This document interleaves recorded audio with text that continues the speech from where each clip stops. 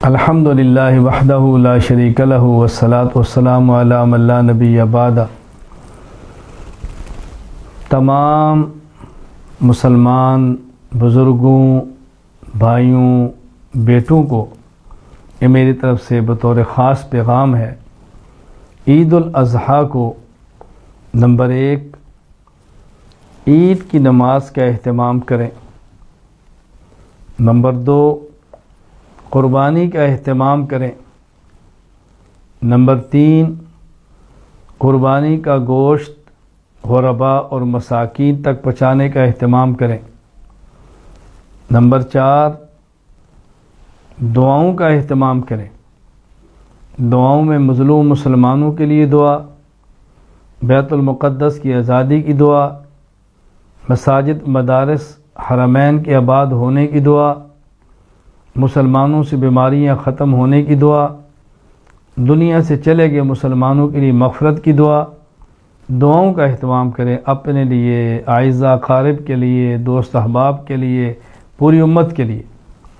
Number 5 اس موقع پر گناہوں، خرافات، معاصی، لہو و لعب سے اجتناب کریں۔ نمبر 6 مدارس، مساجد، علماء کے ساتھ ہر ممکن تعاون کریں۔ علماء کو ہدیہ دیں، علماء کی خدمت کریں، مدارس کے طلباء کا خیال رکھیں، قربانی کا گوشت طلباء تک پہنچائیں، قربانی کی کھالیں مدارس تک پہنچائیں۔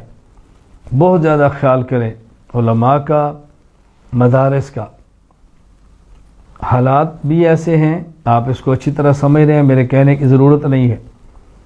ہر موقع پر ہم نے علماء کے ساتھ بطور خاص کھڑا ہونا ہے، علماء کا مالی تعاون کرنا ہے، علماء کی امداد کرنی ہے، علماء کو ہدایہ دینے ہیں، علماء کو پاؤں پہ کھڑا کرنا ہے تاکہ وہ کھل کر دین کی خدمت کریں۔ ہماری ذمہ داری ہے یہ۔ علماء نبی پاک صلی اللہ علیہ وسلم کے وارث ہیں، نبی نہیں ہیں، نبی پاک کے وارث ہیں، معصوم نہیں ہیں، گناہ بھی ان سے ہوں گے۔ ان کے گناہوں کو کمزوریاں نہ دیکھیں، ان کی دینی خدمات کو دیکھیں۔ جو چند ایک چیزیں میں نے عرض کی ہیں جس کا عید کے موقع پر ہمیں بطور خاص خیال کرنا چاہیے۔ اللہ تعالیٰ مسلمانوں کی مدد فرمائے، بیماروں کی صحت عطا فرمائے، مقروضوں کے قرض ادا فرمائے، بے روزگاروں کو اچھا روزگار عطا فرما دے، جن کے روزگار اس میں برکت عطا فرما دے، اولاد کو والدین کی آنکھوں کی ٹھنڈک بنا دے، والدین کا اولاد کے سر پہ سایہ قائم رکھے، اللہ تعالیٰ بری خبروں سے محفوظ رکھے، مساجد مدارس کو آباد فرما دے، حرمین کی رونقیں برقرار رکھیں، حرمین کی رونقیں بحال فرما دیں، بیت المقدس کو آزادی عطا فرمائیں۔ اللہ تعالیٰ ہماری تمام دعاؤں کو قبول فرمائیں۔ اللہ اسلام والی زندگی اور ایمان والی موت عطا فرمائے۔ وآخر دعوانا ان الحمد للہ رب العالمین۔